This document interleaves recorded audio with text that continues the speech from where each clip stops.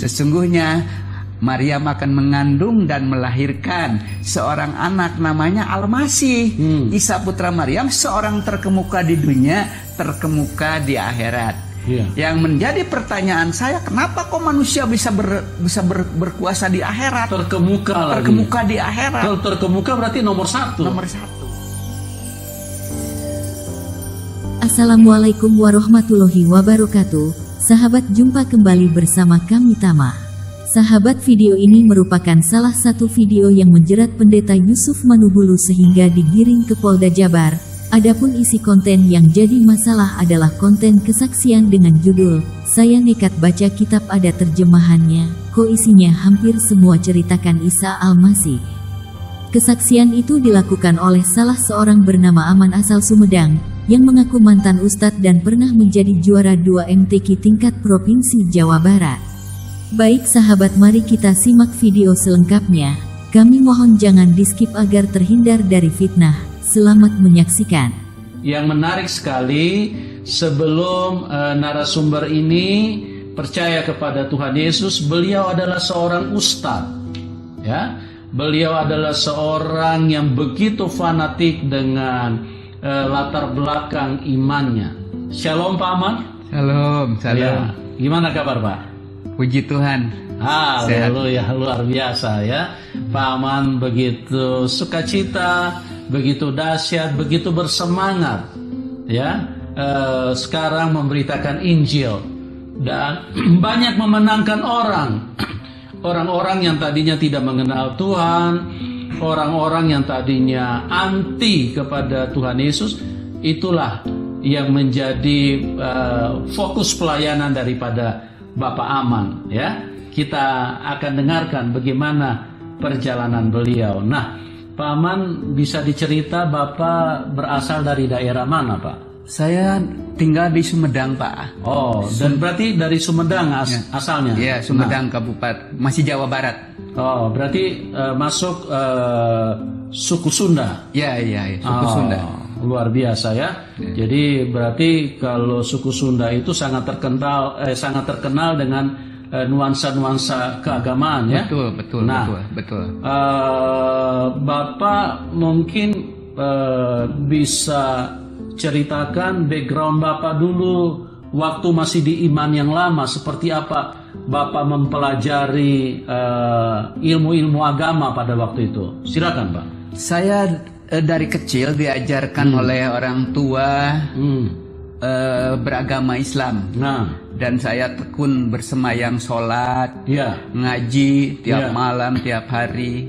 Karena orang tua saya mengajarkan kepada saya harus sholat.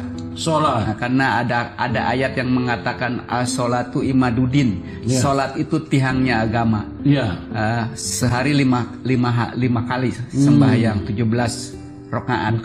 Jadi sepenuhi semua. Nah, kalau Bapak tidak lakukan, ada konsekuensinya dari orang tua atau bagaimana Pak? Ya memang itu diajarkannya harus seperti itu. Harus dilakukan. Harus dipenuhi. Harus menjadi seorang takwa, seorang yang taat sama Allah, percaya sama Allah. Nah, kalau Bapak tidak lakukan, apa orang tua marah? Ya orang tua saya itu mengajarnya ketat gitu. Jadi ada sanksinya Pak. Ada sanksi. Ada sanksinya kalau nggak melakukan keagamaan, ada sanksinya ya. Pokoknya ada teguran-teguran yang ada itu. Disiplinnya ya. Itu. Oke. Maka saya melakukan keagamaan itu lebih disiplin. Nah, kalau dari ilmu agama, kalau Bapak tidak melakukan sholat itu apa sanksinya Pak dari keagamaan? Dari keagamaan itu sanksinya karena orang yang beragama itu harus melakukan keagamaan itu ya, seperti sholat, ngaji. Maksudnya tidak dapat pahala atau mungkin masuk neraka atau apa sanksinya kalau Bapak tidak lakukan? Kalau pengajaran saya dulu tidak jelas masuk surga Pak. Tidak bisa masuk surga. Tidak jelas masuk surga karena kita bisa masuk surga itu disesuaikan dengan amal ibadah gitu. Harus banyak amal ibadah itu. Itu harus dilakukan. Harus dilakukan gitu Pak. Jadi tidak ada kata pasti, tidak ada kata pasti gitu ya. Tidak ada kata pasti, tapi harus lakukan. Harus. Ibadah harus dilakukan. Harus dilakukan. Baca selawat Nabi, ngaji, itu ya sembahyang yang 5 waktu, sembahyang sunat, ada duha, ada tengah malam juga tahajud, itu semua saya lakukan. Bapak lakukan saya dengan lakukan. setia. Dengan setia, Pak. Oke. Nah, pertanyaan saya, Pak, Bapak di dalam mempelajari ilmu agama, apa Bapak dididik di mana? Di pondok pesantren atau cuma didikan orang tua saja? Bagaimana? Kalau dari kecil saya dididik dengan orang tua, saya masuk sekolah SMP juga Senawiyah, SMA Aliyah, bahkan saya sampai di pesantren kan sama orang tua saya. Oh, di pesantren. Ya. Berapa lama Bapak belajar di pesantren? Ya 3-4 tahun lah. 3-4 tahun. Berarti ilmu agamanya cukup kuat ya? Ya, kalau mungkin kalau di sekuler itu mah S1 lah gitu. S1 sarjana ya? Sarjana gitu ya. Luar biasa ya. Jadi tidak diragukan lagi dalam ilmu agama Bapak ya? Karena jurusannya juga dai, Pak, dakwah Islam Indonesia. Oh, jurusan dai. Ya. Oke. Nah, pada waktu itu apa yang Bapak paham dengan istilahnya pembelajaran yang Bapak tekuni, mulai dari sekolah sanawiyah dan terus kemudian ke pesantren, itu pelajaran yang Bapak terima itu seperti apa, Pak? Ya, kalau pelajaran itu ya seperti berbicara pengalaman ya, karena kita harus terus mendekat kepada Allah, beribadah kepada Allah, memuji Allah. Itu ada ganjaran, ada ada pahala, ada hukuman kalau tidak dilakukan. Kalau tidak dihukumkan ada hukuman ya, seperti tadi itu ada hukuman. Jadi apapun yang terjadi itu taat gitu ya. Harus taat gitu. Harus taat gitu. Iya. Nah, tadi kita sudah bincang-bincang sedikit sebelum kita live ini. Tadi Bapak bilang bahwa Bapak juga melakukan syiar. Artinya berarti Bapak seorang ustadz. Betul, Pak. Itu bisa diceritakan Bapak melakukan itu di skala apa saja? Maksudnya melakukan ceramah-ceramah itu di mana saja pada waktu itu? Saya karena di Jawa Barat ya, sampai di Cirebon, di Subang, Sumedang, Pemanukan, ya Tasikmalaya ya, di sekitar Jawa Barat aja, Pak. Bapak melakukan ceramah-ceramah syiar ya, undangan itu. Oke. Nah, terus kita balik sedikit ke pendidikan nih. Waktu Bapak sedang belajar ilmu-ilmu agama, bagaimana pemahaman Bapak dengan agama lain yang berbeda iman? Apa yang Bapak pahami pada waktu itu? Yang saya pahami, karena ada ayat yang mengatakan agama Islam itu yang paling diridhoi Allah dan paling di sisi Allah. Jadi secara manusialah nomor wahid gitu ya. Ya, nomor satu lah. Nomor satu ya. Jadi tidak bisa menengok ke kiri ke kanan. Yang lain itu mah yang bukan Islam malah kafir. Di luar Islam itu kafir. Saya yang paling gaya, saya yang paling hebat gitu. Itu yang pemahaman yang Bapak miliki pada waktu itu. Ya. Nah, dalam aplikasi kehidupan, apakah Bapak juga membatasi atau tidak mau bergaul dengan misalnya khususnya orang Kristen atau bagaimana Bapak pada waktu itu? Waktu itu saya tidak membatasi, tapi kalau ketemu dengan orang-orang yang bukan Islam harus mengikuti agama saya. Karena agama saya agama yang diridhoi oleh Allah. Berarti Bapak aktif sekali di dalam melakukan siar-siar menyampaikan ajaran yang Bapak pahami pada waktu itu ya, yang Bapak yakini. Jadi setiap orang harus ikuti. Ikuti kepercayaan Bapak. Bahkan walau ada orang Islam yang abal-abal, yang nggak sholat, yang nggak ngaji, saya marahin gitu waktu itu. Karena ya percuma kamu hanya makan aja di dunia ini, hanya minum aja, nggak sembahyang sama Allah gitu ya, itu aja. Orang yang paling fanatik lah nggak seneng kalau lihat orang Islam biasa-biasa, nggak sholat, nggak ngaji, saya marahin. Apalagi di luar Islam saya ajak harus jadi Islam. Kalau mereka tidak mau, Pak? Ya kalau mereka tidak mau ya diancam-ancam yang nanti ya kamu kalau nggak jadi Islam masuk neraka dan sebagainya gitu. Oh, jadi ada istilahnya intimidasi lah ya. Betul. Bahwa kamu nanti masuk neraka atau dan lain-lain seperti itu ya. Betul. Nah, berarti Bapak melakukan itu juga cukup lama ya pada waktu itu. Cukup lama. Nah, di dalam ilmu agama yang istilahnya Bapak kuasai, di dalam semangat untuk menyiarkan agama, Bapak lakukan dengan begitu bersemangat. Kalau di Kristen bilang dengan menyala-nyala. Betul. Nah, itu bagaimana ceritanya kok bisa jadi sekarang bisa jadi penginjil itu?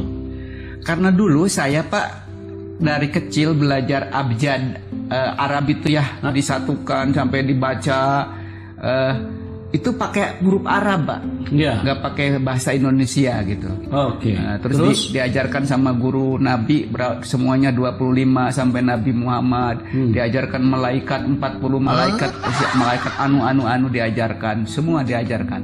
Tapi nggak pernah disuruh bicara sejarah bagaimana si Adam, bagaimana si Ibrahim, nggak pernah itu. Cuman ujug-ujug Kangjeng Nabi Muhammad SAW, Nabi besar yang ya tuh diagung-agungkan, dimulia-muliakannya seperti itu. Jadi nggak belajar semua Nabi gitu, cuman hanya tahu aja. Oh, nggak belajar sejarah ceritanya. Jadi cuma tahu bahwa ada 25 Nabi. Kemudian diakhiri dengan Muhammad. Okay. Betul. Seperti itu ya Bapak pahami. Nah, terus apa hubungannya kok bisa akhirnya lari kepada Tuhan Yesus, percaya dan mengikuti Tuhan Yesus? Waktu itu saya kan suka diundang musabakot tiwalatil Quran Pak, ke daerah-daerah. Di sebelum Bapak peserta atau cuma diundang? Peserta. Pernah jadi peserta? Peserta. Karena boleh tahu pernah juara nggak Pak? Pernah juara kedua se-Jawa Barat. Oh, juara kedua se-Jawa Barat ya. Betul. Luar biasa juga Bapak punya perjalanan iman ini ya.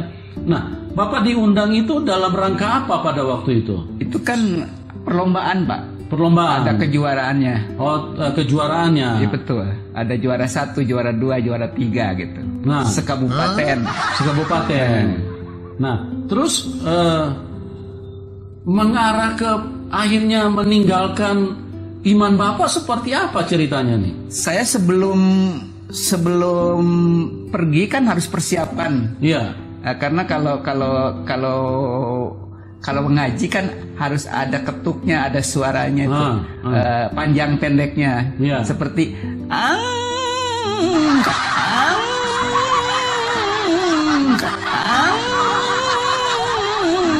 itu harus logatnya itu harus bagus gitu kan. Harus bagus, harus pas ya. Harus pas gitu. Karena kalau baca Al-Quran beda dengan baca huruf Latin, beda gitu. Iya. Ada lekak-lekuk, naik turun. Iya, naik turun, kayak intonasinya kayak lagu ya, kayak saat ini ya. Iya. Kayak apa nyanyi gitu ya. Itu yang dinilai dewan juri kan seperti itu. Nah, terus bagaimana kok bisa akhirnya kok meninggalkan keyakinan Bapak? Saya di situ punya Al-Quran.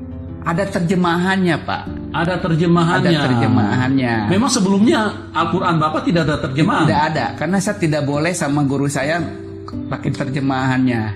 Alasannya? Alasannya itu bahasa Arab nggak boleh diterjemahkan karena untuk orang-orang Arab Pak waktu itu. Untuk orang-orang Arab, jadi tidak boleh diterjemahkan. Karena kan tinggalnya di Arab untuk orang-orang Arab. Tapi kan kalau udah ada di Indonesia mungkin harus ada terjemahan, tapi waktu itu masih nggak ada juga gitu. Masih nggak ada. Ya kalau nggak diterjemahkan bagaimana orang Indonesia mengerti Pak? Iya betul Pak. Nah, udah gitu. Oke. Terus pada waktu Bapak diundang musabakah itu, nah itu Al-Quran yang Bapak pegang itu ada terjemahannya? Ada Pak. Waktu yang mau dibacakan? Ada itu. Apa yang terjadi pada saat itu? Waktu itu saya mempelajari di rumah, karena yang dikomandangkan di Kalau di musabakoh di walatil Quran zaman dulu saya bukan di gedung Pak, di halaman rumah, pakai tenda-tenda begitu. Jadi ditonton sama orang itu di halaman rumah gedung pakai tenda gitu. Nggak pernah di gedung atau di wisma atau di hotel, nggak pernah Pak. Jadi kalau misalnya di Sumedang itu bukan di kantor kecamatan, bukan. Paling di depan kantor desa gitu. Karena yang menonton itu kan rata-rata di luar gitu. Iya. Nah itu seperti itu. Nah, terus terjemahan apa yang Bapak lihat yang membuat Bapak akhirnya meninggalkan iman Bapak gitu? Ya, waktu itu saya melihat yang tadi yang Nabi 25 itu. Nabi Isa itu dikatakan di Al-Quran itu besar di dunia, besar di akhirat. Bahkan saya kan setiap hari membaca surat Al-Fatihah itu, Sirotol Mustaqim, tunjukkanlah aku Sirotol Mustaqim. Sesudah itu saya belajar, ternyata di Al-Quran itu lebih banyak berbicara Isa itu. Dikatakan di surat Al-Jukhruf pasal 43 ayat 61, wa innahu la ilmu sa'ati palatan taruna biha wa tabi'uni hadal Sirotol Mustaqim. Sesungguhnya tidak ada seorang pun yang tahu hari kiamat, hanyalah aku, kata Isa Al-Masih. Inilah jalan yang lurus. Pak Aman sebagai narasumber Pendeta Yusuf Manubulu mengaku mantan pesantren, tetapi membaca Al-Quran tidak fasih. Bahkan artinya pun dipelintirkan. Sahabat, mari kita simak inilah bacaan yang benar. Dan sungguh dia Isa itu benar-benar menjadi pertanda akan datangnya hari kiamat. Karena itu, janganlah kamu ragu-ragu tentang kiamat itu dan ikutilah aku, inilah jalan yang lurus. Tafsir ringkas sebagai berikut, dan sungguh dia, yakni Nabi Isa yang mengagumkan itu yang lahir tanpa ayah, dan dianugerahi kemampuan menghidupkan orang mati serta menyembuhkan berbagai macam penyakit, benar-benar menjadi pertanda akan datangnya hari kiamat. Karena itu, janganlah kamu ragu-ragu sedikit pun tentang kepastian datangnya hari kiamat itu dan ikutilah aku dengan mengikuti ajaran-ajaran yang disampaikan oleh Rasulku. Inilah jalan yang lurus yang dapat menyelamatkan kamu dari siksaanku di dunia dan di akhirat. Sahabat, jelas dan terang benderang narasumber bernama Pak Aman ini adalah pendusta. Saya dari situ ketemplak sama firman itu Al-Quran itu. Kok kenapa Isa jalan yang lurus, kan manusia biasa. Nah, itu dari situ Pak. Oh, dari situ Bapak. Tapi saya tidak langsung percaya Isa itu Tuhan, karena belum tahu siapa yang ngasih tahu Isa itu Tuhan, kan bukan Tuhan, Isa itu manusia. Nah, tapi melihat perikop ayat-ayat itu sangat janggal sekali gitu, sangat pengen penasaran kok siapa Isa gitu kan, kok bisa ngomong begitu. Nah, dari situ saya belajar dari Al-Quran masih di rumah gitu, belajar. Karena kalau yang dikomandangkan di MTQ itu bukan ayat-ayat Al-Quran Isa, bukan, nggak pernah baca itu. Paling Al-Maidah, Al-Baqarah, nah, itulah nggak baca itu gitu. Nah, puji Tuhan, nah, seperti itu Pak. Oh, jadi Bapak pada waktu ikut MTQ itu Bapak memegang Al-Quran yang ada terjemahannya. Betul. Nah, dari situ Bapak melihat bahwa Isa Al-Masih ini sangat banyak dibicarakan di dalam Al-Quran. Nah, pertanyaan apa yang muncul di dalam, yang terjadi pergolakan di dalam pikiran Bapak? Yang terjadi pergolakan, kok kenapa kok dia manusia, tapi kok bicara bisa besar di dunia, besar di akhirat. Ayatnya di Al-Imran pasal 3 ayat 45. Idkolati malaikati ya Maryama wajihampit dunia wal akhirat wa minnal muqarrabin. Sesungguhnya Maryam akan mengandung dan melahirkan seorang anak namanya Al-Masih. Isa putra Maryam, seorang terkemuka di dunia, terkemuka di akhirat. Yang menjadi pertanyaan saya, kenapa kok manusia bisa berkuasa di akhirat? Terkemuka di akhirat. Kalau terkemuka berarti nomor satu. Ingatlah ketika para malaikat berkata, "Wahai Maryam, sesungguhnya Allah menyampaikan kabar gembira kepadamu tentang sebuah kalimat, firman darinya, yaitu seorang putra, namanya Al-Masih Isa putra Maryam, seorang terkemuka di dunia dan di akhirat, dan termasuk orang-orang yang didekatkan kepada Allah." Tafsir Al-Mukhtasar, Markas Tafsir Riyadh, di bawah pengawasan Syekh Dr. Sholih bin Abdullah bin Humaid, Imam Masjidil Haram. Ingatlah wahai Rasul ketika malaikat berkata, "Wahai Maryam, sesungguhnya Allah memberikan kabar gembira kepadamu tentang anak yang Dia ciptakan tanpa seorang ayah, melainkan dengan kalimat dari Allah, yaitu dengan mengatakan, jadilah, maka jadilah seorang anak dengan izin Allah. Dan nama anak itu ialah Al-Masih Isa bin Maryam. Dia memiliki kedudukan yang tinggi di dunia dan di akhirat, dan dia termasuk orang-orang yang didekatkan kepada Allah Ta'ala." Sahabat murtadin ini sungguh tipu muslihat dusta tak ada duanya. Inilah video yang menjerat pendeta Yusuf Manubulu sehingga digiring ke Polda Jabar. Baik sahabat, cukup sekian dan terima kasih. Mohon maaf bila ada kata yang keliru. Salam satu Tuhan. Assalamualaikum warahmatullahi wabarakatuh.